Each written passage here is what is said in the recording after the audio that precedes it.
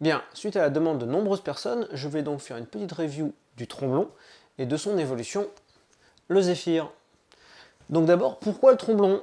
Pourquoi le tromblon? Parce que le M1100 Maruzen, tout simplement. Le M1100 Maruzen, c'est un petit fusil à pompe semi-automatique excellentissime, avec de très bonnes idées, mais hélas gâché par un extracteur et un éjecteur merdique.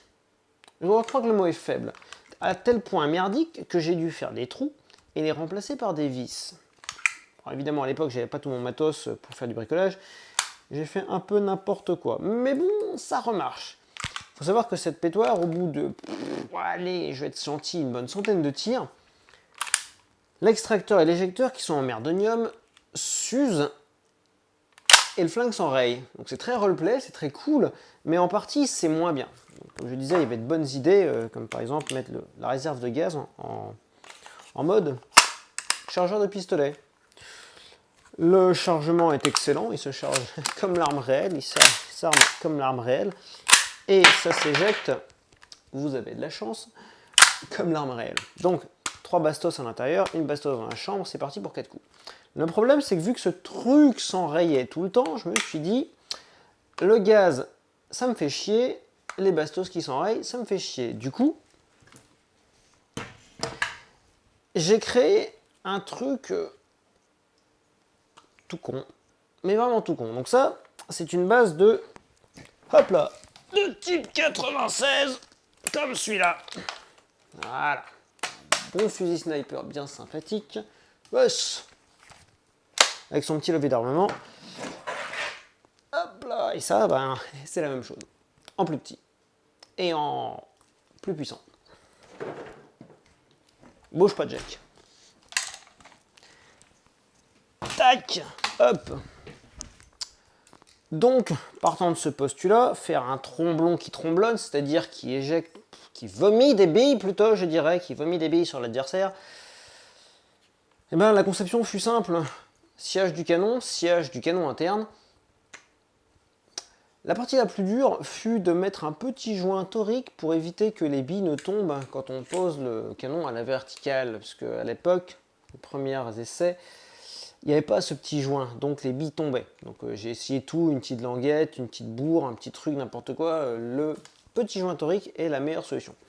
Donc après, il faut bien sûr essayer de créer une petite poignée la plus ergonomique possible, selon votre convenance. Pour ma part, j'ai choisi une poignée type ancien pistolet. Vous avez la poignée vraiment à plat, c'est con là. Donc voilà. Ça se graille, comme je l'ai dit dans ma review sur les pétoires Leclerc toutes pourrites, ça se graille par la bouche, ça se remplit à mort par la bouche, ça s'arme, et ensuite, blam. Donc ça, c'était le postulat de départ. L'idée a ensuite fait son chemin, a ensuite évolué, pour me débarrasser de la gueule moche de ce truc là. Donc à la base je pensais faire quelque chose qui irait autour, une carcasse en bois. Le problème c'est que j'ai jamais trouvé le temps de faire la carcasse en bois et j'avais déjà l'idée de faire quelque chose d'autre. Hop là. Et ce quelque chose d'autre, bouge pas le cadre, et ben ce fut le Zéphyr. Voilà. Alors ce flingue est un flingue Bricorama. Brico-Dépôt, Leroy Merlin, enfin c'est un flingue de magasin de bricolage, hein. Il est vendu en kit, à monter soi-même, un peu comme les Lego. Et dans les Lego, la boîte, c'est pas monté, il faut monter soi-même. Donc, alors, qu'est-ce qu'on a? On va partir du bout du canon. Nous avons des morceaux de bidule pour de la tuyauterie d'eau, tout simplement. Donc, cuivre.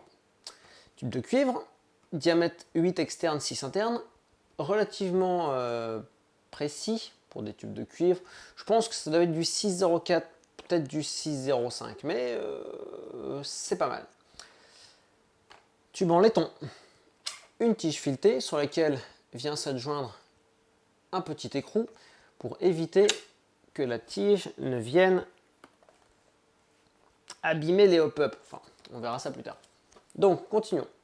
Des seuils de porte, tout simplement un bon vieux seuil de porte des familles, autocollant, pour éviter ceux à percer, enfin ceux à visser avec des trous, parce que les trous, ça aurait pas fait moche, enfin surtout les trous ne seraient, je pense, jamais tombés au bon endroit.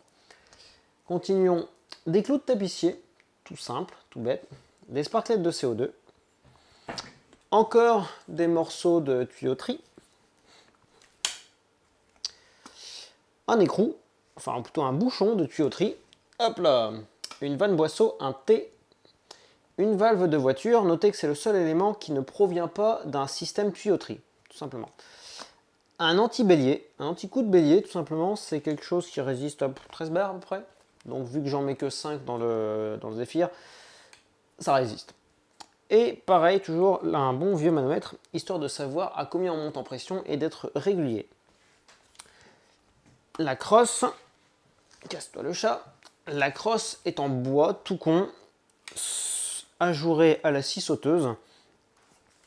Le rajout des engrenages, c'est du pur délire steampunk, c'est pour l'histoire du flingue, car vous imaginez bien, je ne fais pas les choses à moitié, le flingue a une très longue histoire et a passé entre les mains de plusieurs soldats, pour finir entre les mains du Xelos, qui a fait une dernière amélioration, c'est-à-dire ce truc-là. On verra plus tard qu'est-ce que c'est que toutes ces choses. Le Zephyr s'opère, ou plutôt s'utilise, avec un backpack, parce qu'il faut bien mettre de la pression dans le bidule. Donc, le backpack, hop là, se compose. Je vais peut-être baisser la caméra, parce que je sais pas si on voit bien là. Hop là. Alors. Ouais, effectivement. Waouh, c'est plus cool. On dirait le téléachat, c'est nul. Alors, nous avons quoi là-dedans? Une batterie de moto, 15 €, Nord-Auto. Ou équivalent, enfin bref, la batterie la plus cheapos moins chère que vous pouvez trouver, hein, ça sert à rien de chercher plus cher. Un bon vieux manomètre, enfin, un bon vieux compresseur avec un manomètre si possible, avec une aiguille, on a dit steampunk. Un manomètre qui a pris cher dans sa gueule, parce que effectivement je me tape le dos contre les murs, c'est pas bien. Hop là. Des tuyaux de laiton, toujours pareil, une bonne vanne qui ne sert à rien pour l'utilisation réelle de la réplique, mais qui sert pour le roleplay.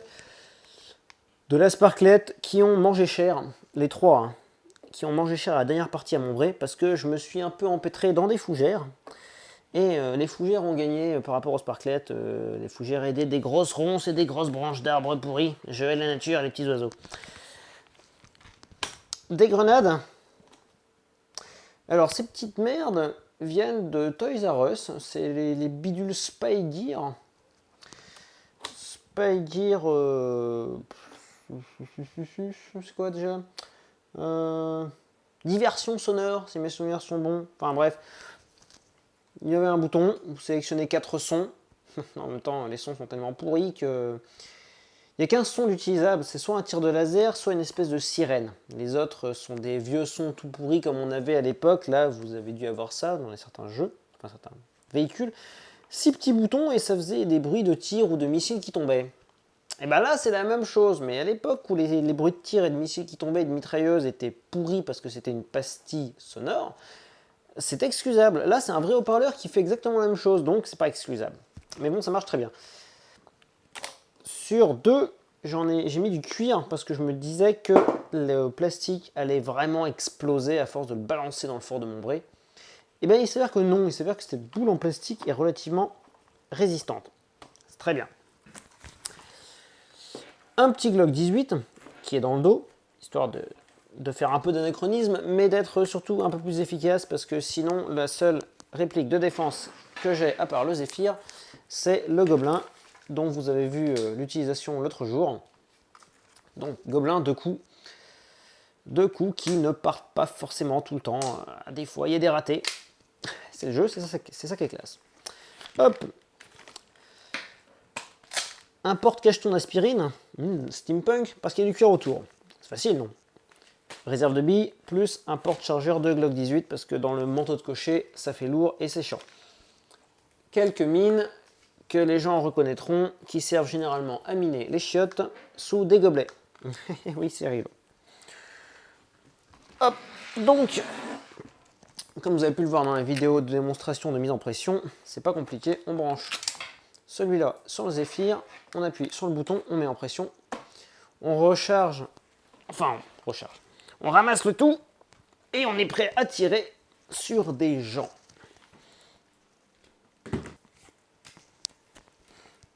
La réalisation, aïe, ça c'est ma cheville et on ne plante pas ses griffes.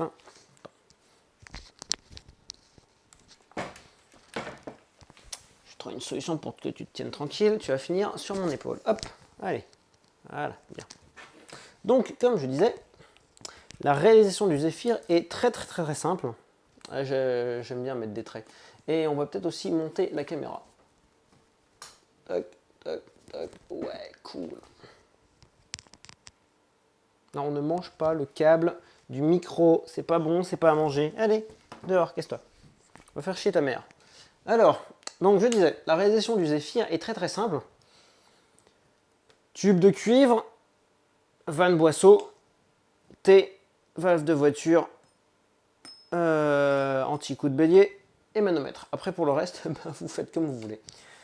Vous pouvez doser la puissance quelque part du tir, la portée du tir à l'ouverture de la vanne. Un coup sec expulsera plus vite l'air qu'un coup mou. Donc ça, il faut apprendre à s'en servir. Le tarif, grosso modo 160 € pour le Zephyr et son backpack. Je vous mettrai une petite dans la description la liste complète des matériaux dans 3 semaines après les vacances, parce que là je me barre en vacances en Ardèche, donc j'aurai pas le temps de le faire. Et la dernière modif que j'ai faite sur cette blague, c'est la télécommande de la caméra qui filme, puisque normalement la caméra est sur le backpack, sur l'épaule. Ça me sert à filmer le zéphirage de fessiers des gens d'en face. Concernant les hop-up, partie très intéressante, parce que ces hop-up ne hop-up rien du tout. Parce que j'ai utilisé de la gaine thermique, voilà. Il ne faut pas jamais utiliser de gaine thermique pour faire des hop-up, parce que la gaine thermique, c'est bien, c'est malléable, mais une fois que ça sèche, ça devient lisse comme du plastique dur. Ça accroche rien du tout. Par contre, ça bloque bien les billes à l'intérieur, ça les évite de glisser dans le canon quand j'ai la réplique vers le bas. Donc, ça fait quand même quelque part, ça fait la blague. Après, ensuite, il me suffit juste de relever la hausse, plus ou moins haut, en fonction du cul que je veux choper, s'il est plus ou moins loin, et en avant guingant. En même temps, vous aurez remarqué, si vous êtes un brin observateur, que la bestiole ne possède pas réellement de visée. Si vous essayez de mettre votre œil là-dessus et de viser avec le guidon qui est au bout, ça ne marche pas des masses. Hop là. Principalement parce que déjà ils sont pas très alignés corrects et que non, il faut vraiment lever la hausse un peu plus haut que ça si on veut espérer toucher un Jean. Dernière petite précision sur la bourre, mettre de la gaine thermique juste pour éviter un son totalement ignoble de la tige filetée qui frotte à l'intérieur du tube. Touc. Cette bourre tient pas par magie, mais juste par la friction qu'il y a à la fin. À la fin du tube, je l'ai laissé ouvert à jouer, histoire que la bourre vienne dans le bois. Et on voit bien même que le bois a commencé à se trouer, à prendre la forme de la tigette, en espérant que ça ne me fasse pas un grand trou. Hop là. Alors, l'histoire de cette arme. Parce que là, maintenant, on quitte le domaine de l'airsoft. L'arme a été conçue vers l'an 3012, à peu près, 2011-3012. Suite à la destruction pratiquement intégrale du monde, vu que les humains n'ont pas réussi à se mettre d'accord et ont fini par pratiquement s'autodétruire, l'électricité est largement en perte de vitesse. Le nucléaire, il n'y en a absolument plus, c'est une technologie perdue. Les gens se sont tournés vers la vapeur, l'air comprimé. Les fusils à micro-chaudière à vapeur sont très puissants, très précis, mais nécessitent un temps de rechargement et de contrôle des liquides absolument faramineux, le Saint-Empire de l'Ouest a fourni des Zéphyrs à 2 unités, donc un petit groupe de combattants. Le problème, c'est que dès la prise en compte de ces armes, elles étaient déjà totalement et intégralement obsolètes. Donc les combattants ont commencé par ouvrir le système de crosse, modifier le mécanisme interne jusqu'à ce qu'ils ne puissent plus le faire, et ont été obligés de rajouter des engrenages extérieurs, parce que les engrenages intérieurs, il n'y avait plus de place. Le problème des engrenages extérieurs, c'est qu'ils ne sont pas carénés, donc ils s'accrochent dans les grandes manches et les habits des soldats, occasionnant des blessures plus ou moins graves, mais le problème, c'est qu'à vouloir trop augmenter la puissance, on finit par détruire le système interne, qui finit par exploser, transformant les roues dentées en shrapnel. C'est cool. Au fur et à mesure des évolutions, cette pétoire a fini par être supplantée par des nouvelles armes à micro-chaudière. Les combattants qui préféraient ce type d'armement, parce que l'antique système électrique permettait quand même le tir de 2 à 3 000 coups, alors qu'un système à micro-chaudière, c'était une 50aine de tirs à tout casser, et encore. Par contre, le problème du compresseur libre, direct, c'est qu'il fait du bruit. La micro-chaudière est totalement silencieuse. Chacun verra midi à sa porte. 3014, les dernières technologies de fusil ont directement enterré, mais d'une force, et avec une fessée humiliante au passage, le Zéphyr. Les quelques soldats qui en ont encore ont utilisé une technologie perdue qui a été retrouvée en Allemagne, enfin ce qui était avant l'Allemagne, c'est-à-dire des charges annexes. Vous avez une première charge d'air ici, ces 3 charges arrivent à peu près à 1/3 du canon, et les 3 autres arrivent à peu près aux 2/3 du canon. Ça veut dire que vous avez une première propulsion qui éjecte le projectile, arrivé au premier tiers, une deuxième propulsion envoie encore un coup pour éviter la dépression de l'air. Arrivé au dernier tiers, rebelote histoire d'éviter. On gagne en puissance, on gagne en portée, on perd un peu en précision, mais on s'en fout, le Zéphyr c'est une arme à 3 canons. Ça n'a jamais été un fusil sniper de précision, c'est un truc pour arroser, clairement et intégralement. La dernière modification, faite par la dernière personne qui l'a eu en main, c'est-à-dire le soldat Xelos, fut un système fusible, tout simplement. Ce tuyau passe dans la mécanique interne de gestion d'air, et si jamais un élément devait exploser, devait péter, c'est ce tuyau qui va s'ouvrir en deux parce qu'il a un point de faiblesse. Ça évite l'explosion de la crosse et de blesser le tireur, ou plutôt de tuer le tireur, parce que la modification à outrance a fait que le système de gestion d'air interne est devenu instable. Sur le backpack, il y a eu aussi des modifications au fil des conflits. Hop là! Et pour cela, je vais encore rebaisser ma caméra parce que j'ai pas envie de le porter à bout de bras parce que c'est lourd. Hop là! Les modifications ont été mineures. L'ajout de 3 réserves haute pression, haute résistance, haute pression, pouvant permettre le tir d'un coup de Zéphyr, enfin plutôt la recharge d'une fois le Zéphyr en air sans avoir besoin d'utiliser le compresseur. Ce qui permet, quand on est entouré de soldats ennemis, de pouvoir recharger sans trop révéler sa position. Une vanne de purge permet la purge, comme son nom l'indique, de tout l'ensemble arme plus backpack. Cela évite les soucis. Cette valve de purge a un autre effet. Elle permet l'autodestruction du backpack et du Zéphyr. Cela évite que l'arme tombe entre les mains des forces ennemies.